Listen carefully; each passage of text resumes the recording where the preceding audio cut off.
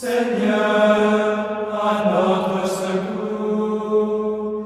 Gloire au Père et au Fils et au Saint-Esprit, au Dieu qui est, qui était et qui vient, pour les siècles des siècles. Amen. Reine du ciel, réjouis-toi, Alléluia. Car le Seigneur que tu as mérité de porter, Alléluia, est ressuscité comme il a dit, Alléluia. Prie Dieu pour nous, Alléluia. Réjouis-toi, Vierge Marie, Alléluia, car le Seigneur est vraiment ressuscité, Alléluia. Prions. Dieu qui par la résurrection de ton Fils, notre Seigneur Jésus-Christ, a fait briller la joie dans le monde. Daigne, par l'intercession de la Vierge Marie, sa mère, nous conduire à la joie de la vie éternelle. Par le Christ notre Seigneur. Amen.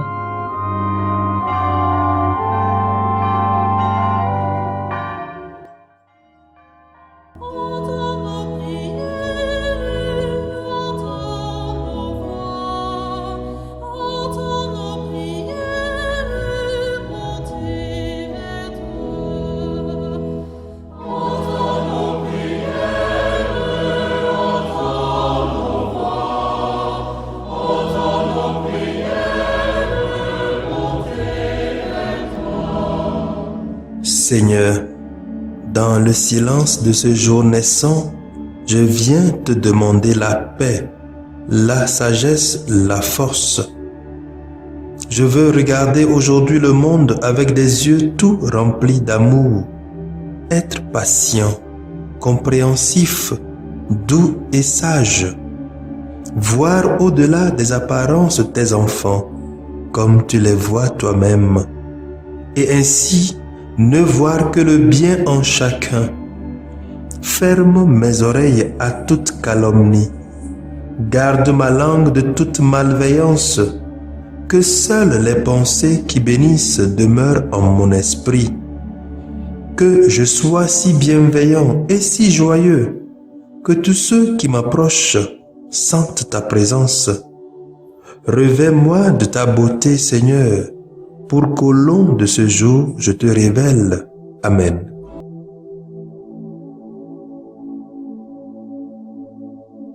Abonnez-vous à notre chaîne YouTube et cliquez la cloche de notification pour recevoir nos prochaines vidéos.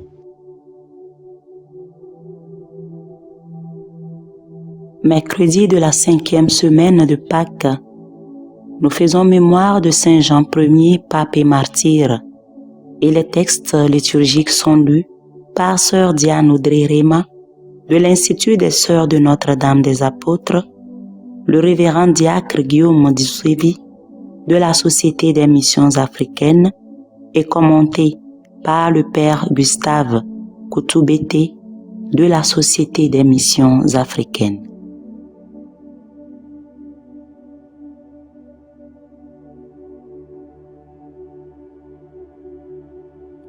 Tiré du livre des Actes des Apôtres en son 15e chapitre, du 1er verset au 6e verset. En ces jours-là, des gens venus de Judée à Antioche enseignaient les frères en disant : si vous n'acceptez pas la circoncision selon la coutume qui vient de Moïse, vous ne pouvez pas être sauvés. Cela provoqua un affrontement ainsi qu'une vive discussion engagée par Paul et Barnabé contre ces gens-là. Alors, on décida que Paul et Barnabé, avec quelques autres frères, monteraient à Jérusalem auprès des apôtres et des anciens pour discuter de cette question. L'église d'Antioche facilita leur voyage. Ils traversèrent la Phénicie et la Samarie en racontant la conversion des nations, ce qui remplissait de joie tous les frères. À leur arrivée à Jérusalem, Ils furent accueillis par l'Église, les apôtres et les anciens, et ils rapportèrent tout ce que Dieu avait fait avec eux. Alors, quelques membres du groupe des pharisiens qui étaient devenus croyants intervinrent pour dire qu'il fallait circoncire les païens et leur ordonner d'observer la loi de Moïse. Les apôtres et les anciens se réunirent pour examiner cette affaire. Parole du Seigneur, nous rendons grâce à Dieu. Nous méditons le psaume 121 et nous reprenons. Dans la joie, nous irons à la maison du Seigneur. Quelle joie quand on m'a dit, nous irons à la maison du Seigneur. Maintenant notre marche prend fin devant tes portes, Jérusalem. Dans la joie, nous irons à la maison du Seigneur. Jérusalem, te voici dans tes murs, ville où tout ensemble ne fait qu'un. C'est là que montent les tribus du Seigneur. Dans la joie, nous irons à la maison du Seigneur. C'est là qu'Israël doit rendre grâce au nom du Seigneur. C'est là le siège du droit, le siège de la maison de David. Dans la joie, nous irons à la maison du Seigneur. Alléluia, Alléluia, Alléluia. Demeurez en moi comme moi en vous, dit le Seigneur. Celui qui demeure en moi porte beaucoup de fruits. Alléluia, Alléluia, Alléluia. Le Seigneur soit avec vous et avec votre esprit. Évangile de Jésus-Christ selon Saint Jean. Gloire à toi, Seigneur. Jean chapitre 15, les versets 1 à 8. En ce temps-là, Jésus disait à ses disciples, « Moi, je suis la vraie vigne et mon Père est le vigneron. Tout sarment qui est en moi, mais qui ne porte pas de fruit, mon Père l'enlève. Tout sarment qui porte du fruit, il le purifie en le taillant pour qu'il en porte davantage. Mais vous, déjà, vous voici purifiés grâce à la parole que je vous ai dite. Demeurez en moi comme moi en vous. De même que le sarment ne peut pas porter de fruits par lui-même s'il ne demeure pas sur la vigne, de même vous non plus, si vous ne demeurez pas en moi. Moi, je suis la vraie vigne, et vous les sarments. Celui qui demeure en moi et en qui je demeure, celui-là porte beaucoup de fruits, car en dehors de moi, vous ne pouvez rien faire. Si quelqu'un ne demeure pas en moi, il est comme le sarment jeté dehors et il se dessèche. Les sarments secs, on les ramasse, on les jette au feu et ils brûlent. Si vous demeurez en moi et que mes paroles demeurent en vous, demandez tout ce que vous voulez et cela se réalisera pour vous. Ce qui fait la gloire de mon Père, c'est que vous portiez beaucoup de fruits et que vous soyez pour moi des disciples. Acclamons la parole de Dieu. Louange à toi, Seigneur Jésus.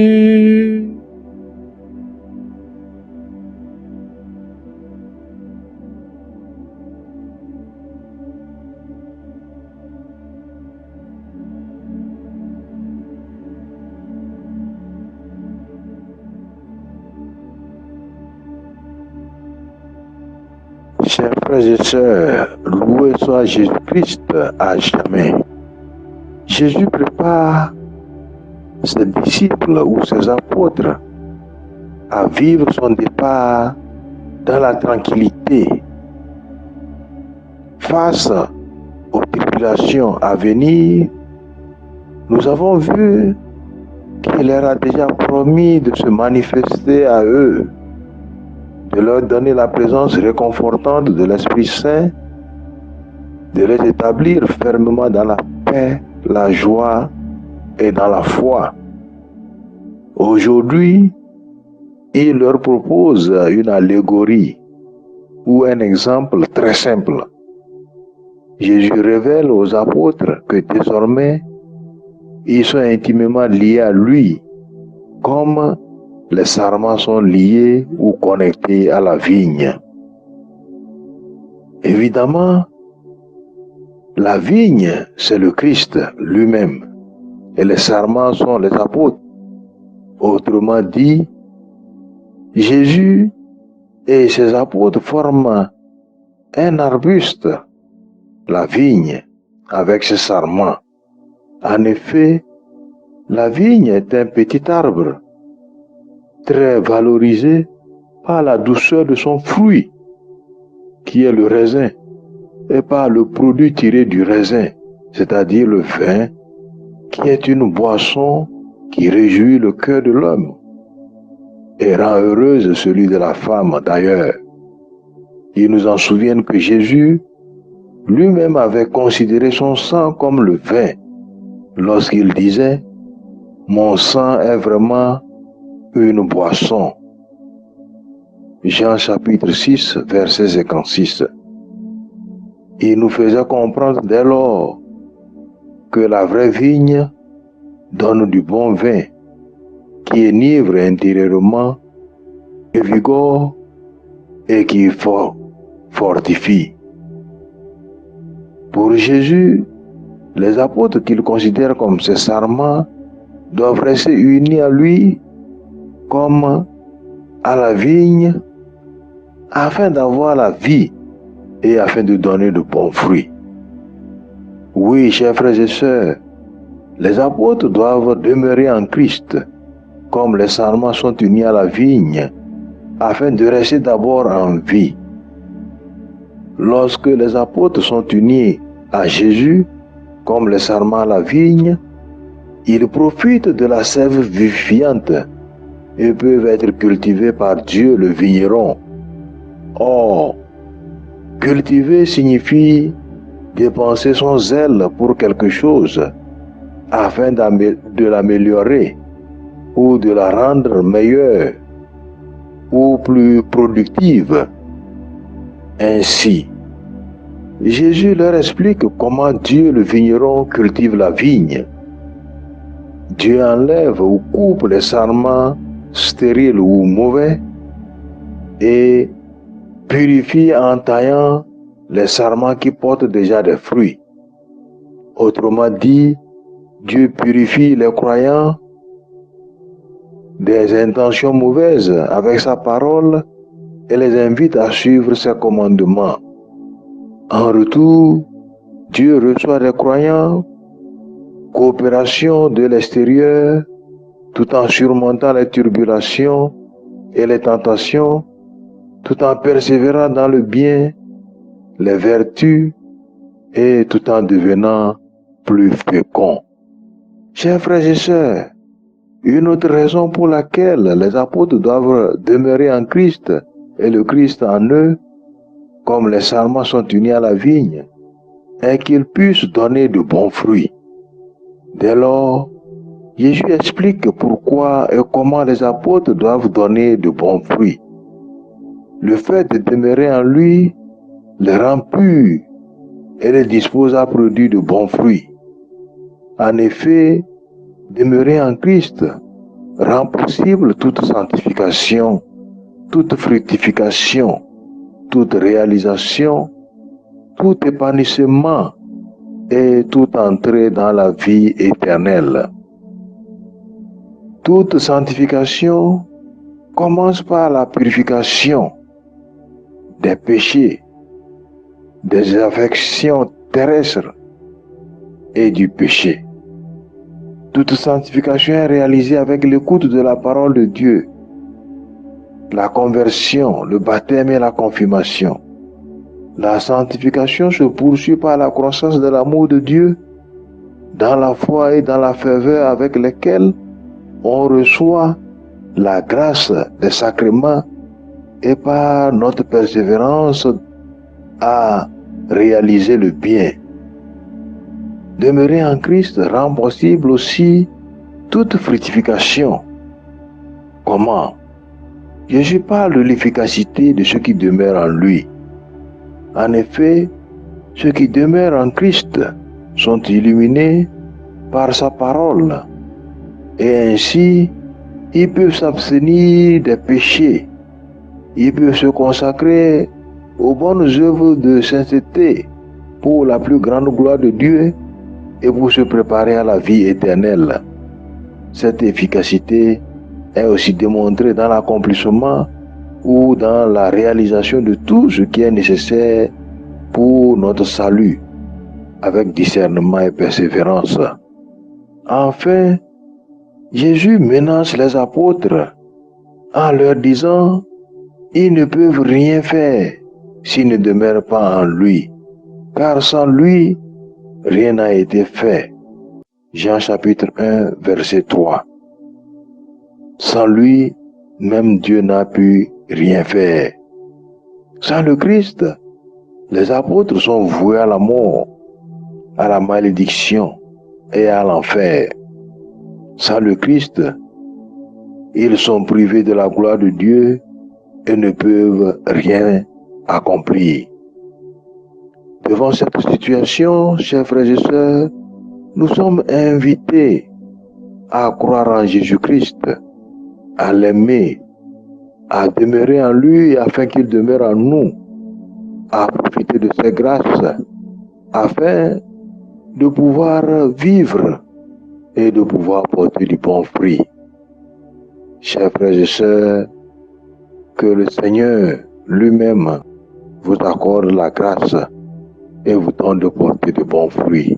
Amen.